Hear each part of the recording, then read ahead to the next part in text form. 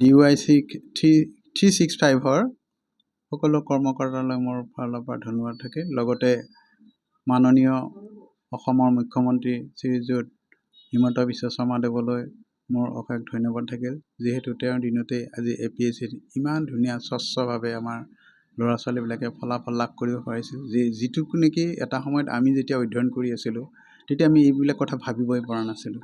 কিন্তু ল'ৰা ছোৱালী আজি খুব উৎসাহিত হৈছে এই এক্সামৰ কাৰণে।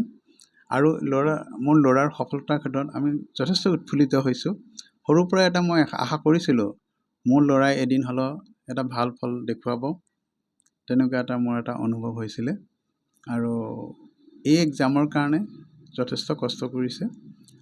এইটো সফলতা আমাৰ যিটো পালোঁ, এইটোতে আগতে দুটা তেওঁৰ ভাইভাৰ পৰা মানে আঁতৰি আহিব লগা হ'ল, কিন্তু এইবাৰ থাৰ্ড এটেম্প।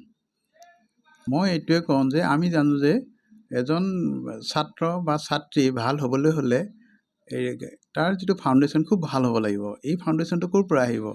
সেইটো আহিব ঘৰৰ পৰা। আৰু আমি ঘৰখনেই আমাৰ শিক্ষাৰ কঠীয়াতলী।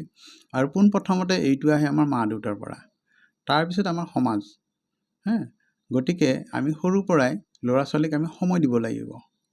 সৰুৰ পৰাই আমি ল'ৰা ছোৱালীক আমি ব্যৱহাৰ, শিষ্টাচাৰ এইবিলাক শিকি আহিব লাগিব। আমি ধৰিলোঁ এতিয়া নিমখ আৰু চেনিটো দেখিবলৈতো একেই, কিন্তু পাৰ্থক্যটো আমি কিহত পাওঁ? আমি সোৱাদৰ পৰা পাওঁ। ঠিক সেইদৰে আমি মানুহ চিনিব পাৰোঁ বা বন্ধু বান্ধৱবিলাক চিনিব পাৰোঁ কিহৰ পৰা? আমি তেওঁলোকৰ ব্যৱহাৰৰ পৰা, নহয় জানো? ব্যৱহাৰৰ পৰা সেই ল'ৰাজন ভাল বেয়া, ছোৱালীজন ভাল বেয়া সেইটো অনুভৱ কৰিব পাৰোঁ। গতিকে এই ক্ষেত্ৰত আমাৰ সেই ছাত্ৰ ছাত্ৰীবিলাকতো সচেতন হ'বই লাগিব, আমাৰ মা দেউতাবিলাকো সচেতন হ'ব লাগিব। ল'ৰাটো ওলাই গ'ল বা ছোৱালীজনী স্কুল গৈছে বা কলেজত গৈছে, তেতিয়া চিন্তা কৰিব লাগিব আৰু অহাৰ পিছত তেওঁলোকৰ বন্ধু বান্ধৱী এইবিলাকৰ ওপৰতো অলপ মা দেউতাই ষ্টাডি কৰিব লাগে। আৰু পুৱা গধূলি মা দেউতাই প্ৰকৃততে ল'ৰা ছোৱালীক অলপ সময় দিব লাগে অধ্যয়নৰ ক্ষেত্ৰত, আৰু খবৰবিলাক ল'ব লাগে। কিন্তু এনেকুৱা হৈছে আমাৰ মা দেউতাবিলাকে আজিকালি ল'ৰা ছোৱালীক সময় দিব নোৱাৰে। তেওঁলোকৰ এই মোবাইলটো এটা ব্যাধি হৈছে, হয়নে? এই মোবাইলটোৱে তেওঁলোকৰ ইমান ডাঙৰ এটা ব্যাধি হৈ পৰিছে, নিজৰ মা দেউতাই নিজে মোবাইল চাই থাকে আৰু ল'ৰা ছোৱালীক কয় পঢ়া। সৰু ল'ৰা ছোৱালীৰ ক্ষেত্ৰত এইটো নহয়। একচুৱেলি সেইটোৰ পৰা অলপ দূৰত্ব ৰাখিব। মোবাইলে যথেষ্ট আমাৰ উপকাৰ কৰে। এইটো আমাৰ দুটা ছাইড আছে, এটা অপকাৰ এটা উপকাৰ। গতিকে সেই ছাইডটো মা দেউতাকে সেইটো চিলেক্ট কৰি দিব লাগিব, তেনেকুৱা ধৰণৰ। গতিকে মা দেউতাই যদি সৰুৰ পৰা ল'ৰা ছোৱালীক যদি তেনেকুৱা যদি ৰাখে, ভাল সংগৰ লগত যদি ফুৰা চকা কৰিবলৈ দিয়ে, আৰু তেওঁলোকৰ ঘৰুৱা পৰিৱেশটো খুব ভাল হ'ব লাগে। মা দেউতাৰ মাজত যদি কাজিয়া পেচাল বিশৃংখল, পৰিয়ালৰ বিশৃংখল দেখিলে সেই পৰিয়ালত কিন্তু ল'ৰা ছোৱালী উপকৃত হ'ব নোৱাৰে। গতিকে পৰিৱেশ লাগিব। প্ৰথম পৰিৱেশটো হৈছে ঘৰখন।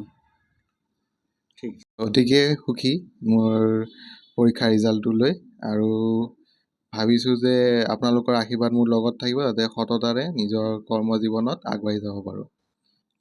পঢ়া শুনা মই আপোনাৰ প্ৰথমতে SPM IS একাডেমীত মোৰ অনলাইন ফাউণ্ডেশ্যন বেটছত মই লৈছিলোঁ। তাৰপিছত বাকীখিনি মই ঘৰৰ পৰাই পঢ়া, আৰু এইটো মোৰ 3 নম্বৰ প্ৰচেষ্টাত মই সফল হ'বলৈ পাৰিছোঁ। আৰু কোচিং আছিলে, হয়, SPM-ৰ। ভৱিষ্যতেতো এতিয়াতো বাৰু ডিপাৰ্টমেণ্ট পালোৱে বাৰু ইণ্ডাষ্ট্ৰিজৰ, বাকীখিনি চাওঁ আপোনালোকৰ আশীৰ্বাদত আৰু কিমান আগবাঢ়ি যাব পাৰোঁ। আৰু আগলৈ এনেকুৱা শিক্ষাত আকৌ আগুৱাই লৈ যাব নেকি? সেইটো বাৰু মই চেষ্টা কৰিম, আৰু যদি দিবলৈ যদি মই পাৰোঁ। আপোনাৰ প্ৰথমতে বাৰু নিজৰ কৰ্মখিনি কৰি যাব লাগিব, নিজৰ ডিউটিখিনি। তাৰপিছত যদি সময় হয় তেতিয়াহ'লে আৰু আগবাঢ়ি যাবলৈ চেষ্টা কৰিম। প্ৰথমতে মই ক'ম যে চেষ্টাৰ অসাধ্য নাই।